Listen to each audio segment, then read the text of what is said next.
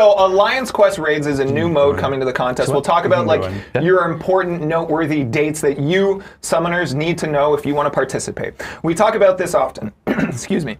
Our game has such a wide range of ways to play, different content to interact with, so that there is something for everybody. We're going to dive into the details of Alliance Quest Raids, but who are we specifically targeting? Who do we think is going to really enjoy this mode?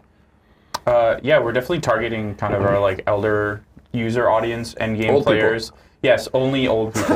Elder users, people that have been in the game a long time. They've got big rosters, and this is kind of a new take on what we would have done instead of maybe at map 9, as well as wanting to like really mix up the Alliance Quest experience. So players that are already regularly going through map 8 and even map 7, those players that are really organizing with each other, very firm on making sure they're regularly progressing through Alliance Quest, those will definitely be kind of our target audience. For sure. But there is benefits for all the other alliances during raid week as well. So just because you're not going to be participating in a raid doesn't mean that you aren't going to be able to reap the benefits from a raid week. So all the maps across Alliance Quest are going to see added benefit if you're participating during a raid week. Okay, so we're going to dive in. John, you're going to start us off. We have a trio. Why is there 3 of us? Yeah, so initially, I mean, the way that Raid's whole started was Tyler was asking me, how do we, or like, came up with the idea, let's make like giant bosses to fight. And I kind of was like, one boss wouldn't be very fun. I think everyone would just be in a big line waiting for their fight. So instead we split the battle group into effectively 3 smaller groups, rather than doing a ton of small battle groups. It's still the same size 10, but you each split into 3 lanes, and then each of those lanes will have 3 summoners, one filling a role of Assault, Tactician, and Vanguard. Each of those roles will have specific boosts, as well as specific champion pools, and then you work together with the other 2 summoners in your kind of mini battle group to continue progressing through the boss, boosting each other with tons of damage, and yeah. So we're going to walk you through, because this is, in a way, one of the most collaborative alliance modes. It's definitely the I would say the most collaborative, but it's the most cooperative. Sure, because realistically, your actions aren't only to handle your own fight, you are actively trying to accomplish a specific mission to then fuel the next person in your rotation. So this is not, it's not idiot-proof. You need to kind of know what you're doing to get in there. So let's dive in, I think. And John's going to show us. Tyler and I are already in the game. We're ready to go-ish. Are you ready, Jackson? I'm ready-ish. I'm not ready to put on display my ineptitude. But this is the moment that we've all been waiting for. For me to play the game live on the stream? Where we get to see, yes, your updated skills since the last time we saw. I've gotten better. I know that you've been practicing. Yeah. So now it's time to put them to the test and show everyone live on the internet how good they are. It's going to be great. Don't worry, we picked the easiest boss. It's true. You did. You were nice. You were like, here's the easiest role and the easiest boss. We'll figure it out. All right, John, you're going to walk us through the actual flow of things. So right from the landing page here, if we can bring up exactly what John's looking at here. It looks so good. Oh, man. We put a lot of love into not just updating kind of the game mode of Alliance Quest, but really everything that you can touch with Alliance Quest. So you see here, we have a new splash on the back. We've got total new art for each of the bosses, as well as on the raid map here. You can see it's got an extra banner showing that it's raid week. If we go into our calendar here, you can see we have the full week here. It is worth noting, it's really important you guys enlist as soon as the raid week shows up in the next week column. If you miss the first day of raid week, you will not be able to participate in the raid. You'll still be able to get the full rewards of the Crazy Juiced event, but you will not be able to play raids unless you're enlisted day 1. So then this, I think, is a great question here from Chuck Canuck. Will the raids be available to play all 7 days, or just 4 out of the 7 like Alliance Quest? They will be available all 7 days. Perfect. Yeah, so the expectation there is raids will be not as many fights per day, but spread out evenly over the course of the week. If you so choose to, you can definitely just kind of dump everything in day 1. You're going to have to use regular Alliance Quest consumables to be able to do that, because the sessioning is based around free revives. But in this case, yeah, it would be over the course of the whole week. Cool. So you will be able to play, as John said, raids all 7 days throughout a week, so you get to space out your play on your own time. But there's another question in chat. Are you able to have one group raid while your other 2 battle groups are playing on different maps? Shout out Toonster90 for that. The question is the answer is you absolutely can. So you're not limited to forcing your entire alliance to raid with all 3 battle groups. You can only have 1 or 2 raiding if you so choose, and you can have that 3rd or 2nd battle group running again another map. Yep. Yeah, one of the other ones to say that, can we do just completion with all 10 players on one path? You definitely can. The thing you're going to run into, though, is the final Ultron boss, who you can see here. He will have a link node that's attached to the final boss of each of the paths. That'll make it pretty much impossible for you to get through the Ultron boss. So you will be able to take the whole path, but you won't be able to take the boss. You'll still get a ton of points, probably more points than you would get for some of the lower maps if you so choose to do that. But you will not be able to actually get map completion. Sweet. Okay, so we're looking at our battle groups right here. Myself and Tyler are the 2 already represented in Battle Group 1. So John will hop into there. Show us, kind of walk us through the champ selection process, because I think this is another layer that's going to be new to players. Yeah, so I've got Angela selected here already, but I'm actually going to go into the edit team screen. You can see here we have these buttons at the top that will actually let us actively filter each of the different roles. So here I'm playing Tactician. That's just the role that I've been assigned. It's really important before the raid week even starts to go through in your battle group, discussing amongst each other. I've already seen Cat Murdoch has made some infographics on what champions are in each pools. Compare that to your roster and the rest of your battle group to figure out who is going to be taking each role based off of what champions they have ranked up and they're ready to use. So just for the sake of this, I'm going to be doing Tactician. So I filter via this screen using the Tactician button. I'm going to take Angela, and so you get 1 champ. Correct. Yes. You only get 1 champion. So we did that because we want to make sure that players are rotating through each of the roles pretty regularly, and by having the regular 3 champions you would have in normal Alliance Quest, you would have the opportunity to actually bring 1 of each role, which means that you don't actually have to work with your alliance mates anymore, and that kind of defeats the whole purpose of it. So the current iteration of Alliance Quest raids, you have 1 champion to use. You will boost that champion, and the champion will do significantly more damage than 3 champions combined, but you've only got the 1. Sweet. So we talked a little bit again about the cooperation required. You realistically want to enter in a specific order, correct? Like, 1 role is going to boost another specific role? Yes. So what does that kind of rotation look like in its ideal way? Yeah. So you work in a triangle. So I'm Tactician, and as the Tactician, I will give charges to boost the Assault. And as Assault, you will then get charges to boost Vanguard, and Vanguard will get charges to boost Tactician.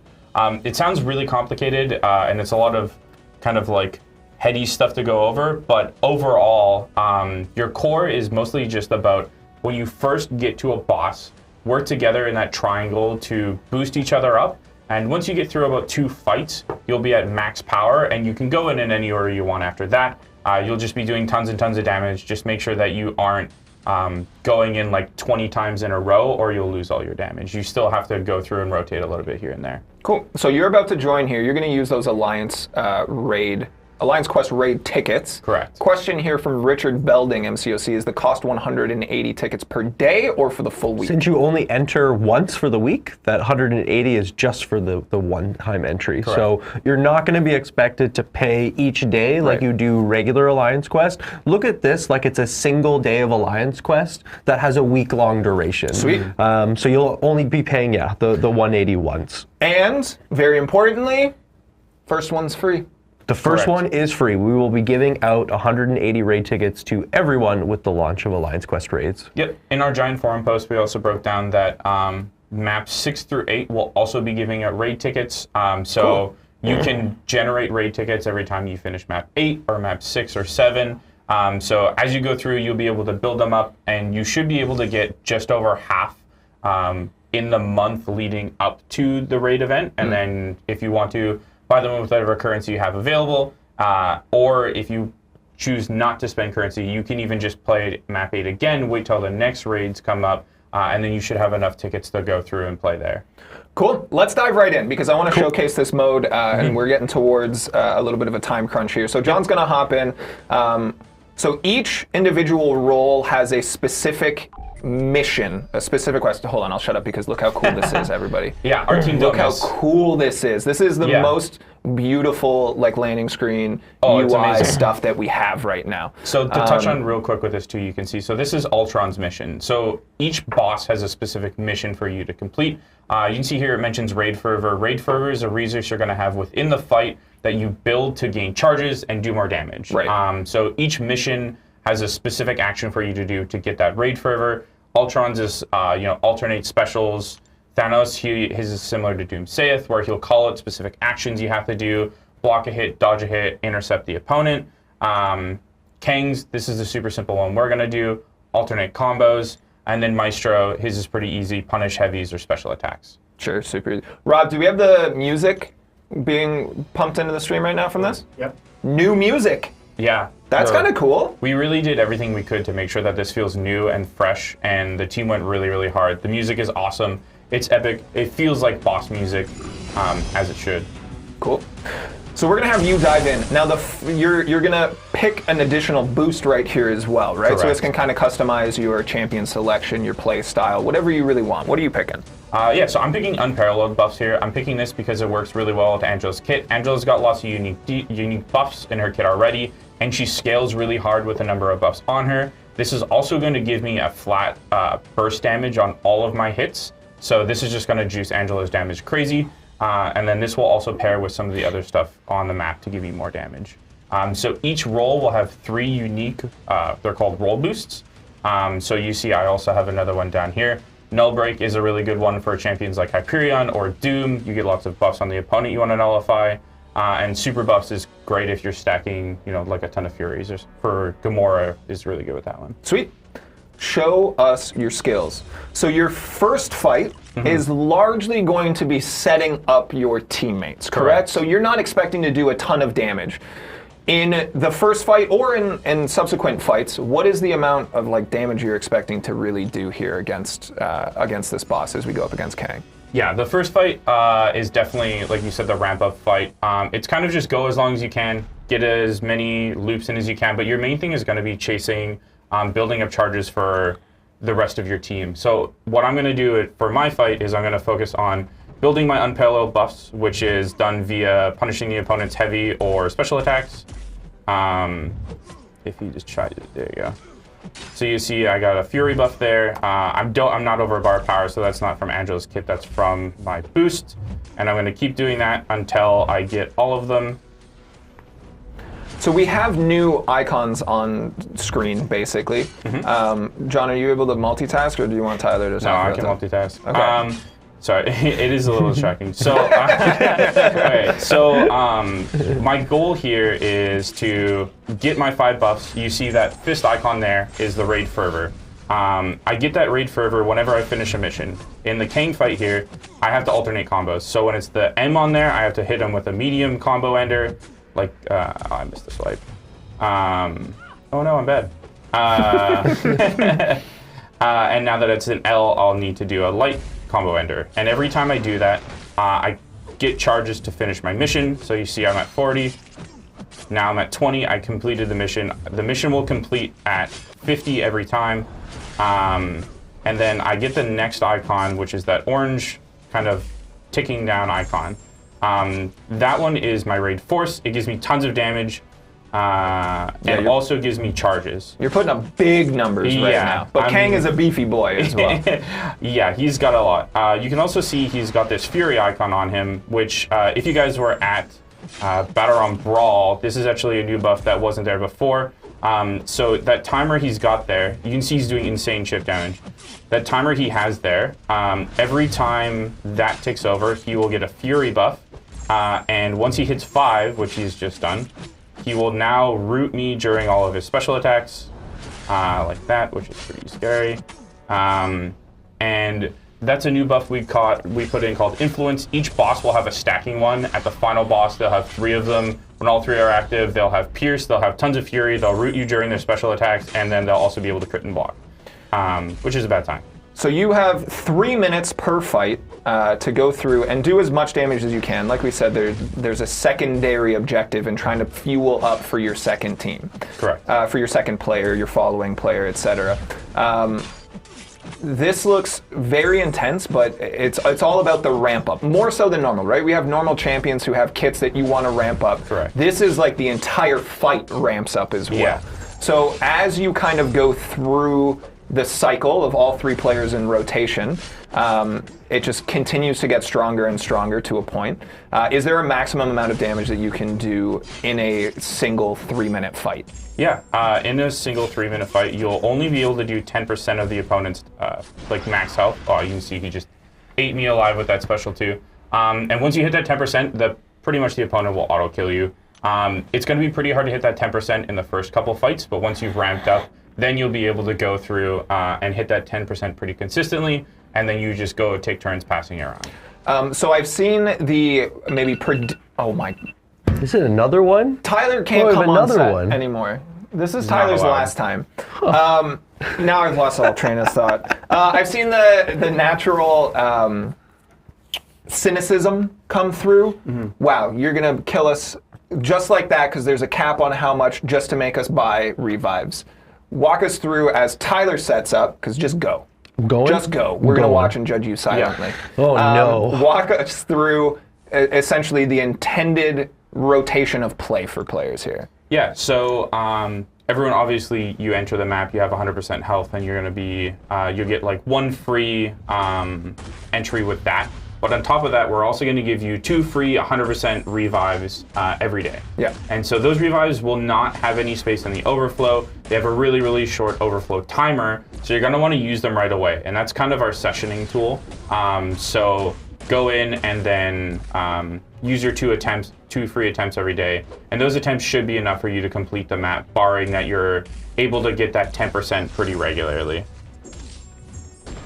So in theory, everything, if you are performing well, as with most of the game, you don't need to use revives if you're not if you're performing well. You should be able to essentially play through this mode with your alliance with just what's provided to you.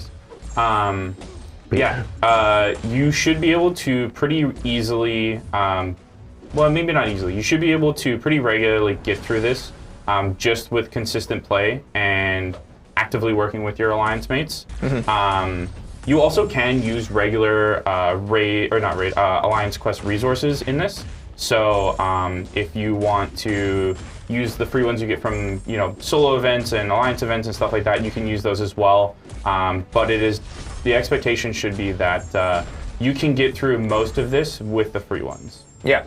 Again, even though we're literally talking about how accessible this is for free from what we provide players, still seeing people saying this is pay to play.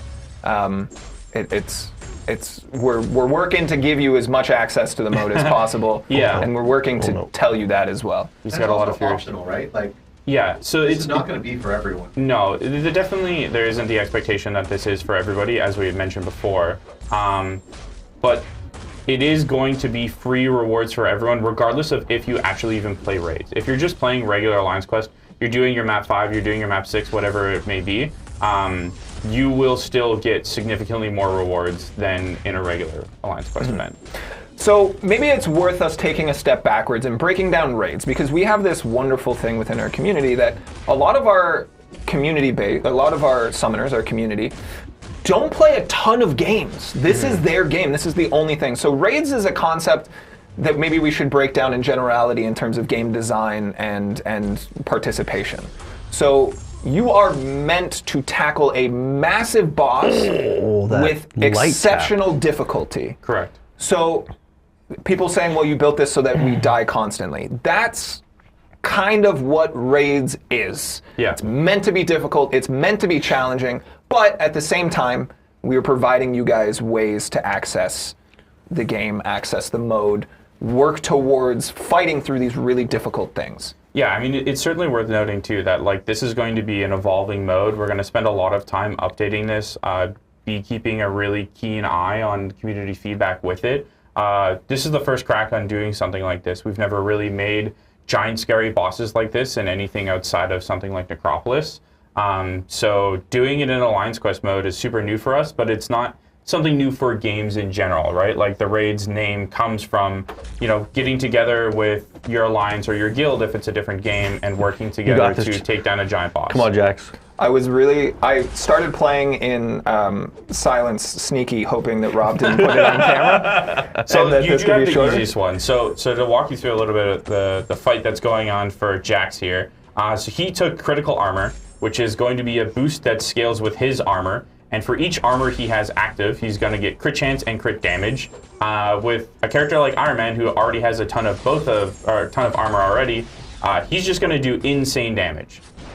So as long as he doesn't die, you know what? Luckily, he's also really tanky. So you can eat some combos, and it's not a big deal. That feels like maybe a backhanded compliment. No, you just picked a really strong character. We built Iron Man to be a new player-friendly character, easy to pick up, simple to use. So you're really just showcasing the fine design skills of the Champions team here. Yeah, they're doing great. Those numbers are getting insane now. Your mediums are hitting talented. For 130k. Let's see if you can get to that 10% threshold. And yeah, let's see if I can stay alive that long. Iron Man's been going to the gym. You big boy. Look at those numbers. Yeah. I've seen the question because I'm a master multitasker. Yeah. We're not seeing relics on any of these champs. Are they? Yeah, you can absolutely bring relics into Alliance Quest raids. Yep, no question there. Woo! Yeah, no, this is, they just don't happen to be on this account, that's all. There is no disabling of relics in this. It is in an Alliance Quest map, so it should function pretty much one-to-one of a regular Alliance Quest map, outside of something like choice nodes. What did Kang have when I started this fight? He was at, I believe, 94? So You've done the most damage. Woo! Because I'm the best? You're the best. He's pretty good. Yeah, Iron Man goes super, super nuts with these boosts. But like we said, you're ramping up. So you can see that orange, kind of like the same color scheme as the Fury icon in the top left there on Iron Man. That's at a 14 now. That goes up based off of the charges that both me and Tyler have put on the fight for him. So now that he's able to kind of reap the benefits of us being able to get lots of charges, he will be able to do tons of damage, and then he is also putting more charges for us to do more damage. So that Tactician's icon, the purple one there, he's capped out the charges so that now when the next person goes in, they do more damage, and that's pretty much the flow of it. You just go in and just do a ton of damage and play into your mission. So I don't know that I'm going to hit it. Oh, I'm not going to. Pretty close.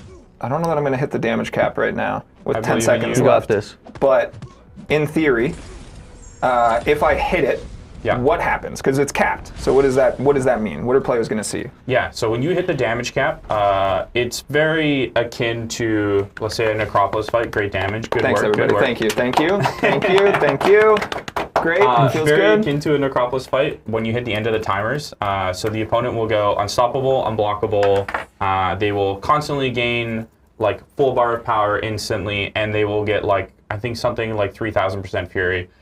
So you'll pretty much just instantly eat a special 3 and die. Sweet. And if you don't, you'll be there and you won't do any damage. So that's pretty much the flow of it. That was some of my best work. I'm really glad that I brought that forward. Yeah, you did a great job. Let's do one more round with John, because again, that first fight is realistically setting up for the damage for the rest of the fight. Let's bring it back around to you and give you an opportunity to showcase a little bit more damage as well. Combo just right off the rip. Why not? So also worth noting that these fights are still not at full ramp. That 7 scales all the way up to 10. So there is more space for me to actually get even more damage, and even in your fight as well. Oh my god, throw a heavy. There we go. Bugged AI, am I right? Yeah. Rigged. Against you. While you're playing, let's bring in a question from Cat Murdoch, MCOC. If a player accidentally moves down the wrong lane to get a roll boost that doesn't align with their champion, is there going to be an undo path button? Yes. Like in AW and regular AQ? Yes. There should be. Oh, is there? Yeah. You will. I thought the answer was going to be no. If you move to your selection, you navigate down the incorrect path and whatnot. As long as you don't commit to your selection, you will absolutely be able to traverse back to that choke point and choose a different path. Another question here from Jeremizel08. If you run out the timer, do you lose half your health? You will die. So anytime you elapse the timer or time out in any way or exit the app, you will die in raids. Again, the whole purpose of a raid mode is incredibly difficult things that you will die. This is Necropolis-style mentality in an Alliance Quest session, in that we expect you to die.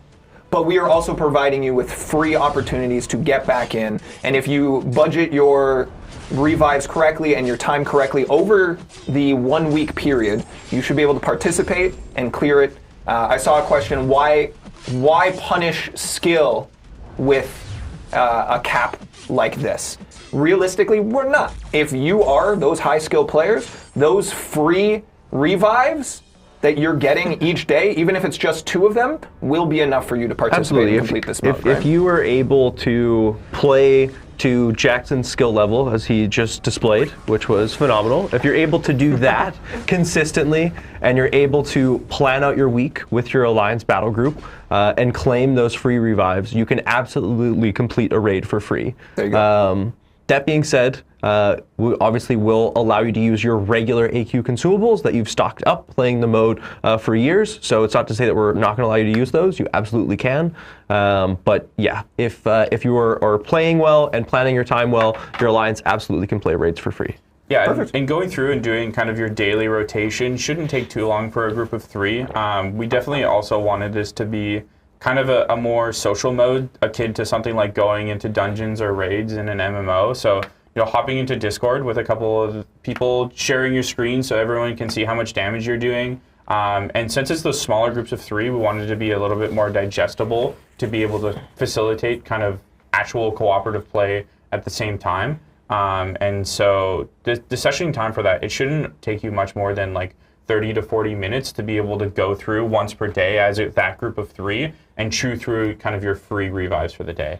Perfect. And again, this is something that's going to be open for the entire week. So you're going to be able to figure out what time to play raids works best for you and your Alliance. Unlike regular Alliance quests, which we've just recently introduced the ability for you to make those self-selections on which days you play, raids will just be blanket open the entire week.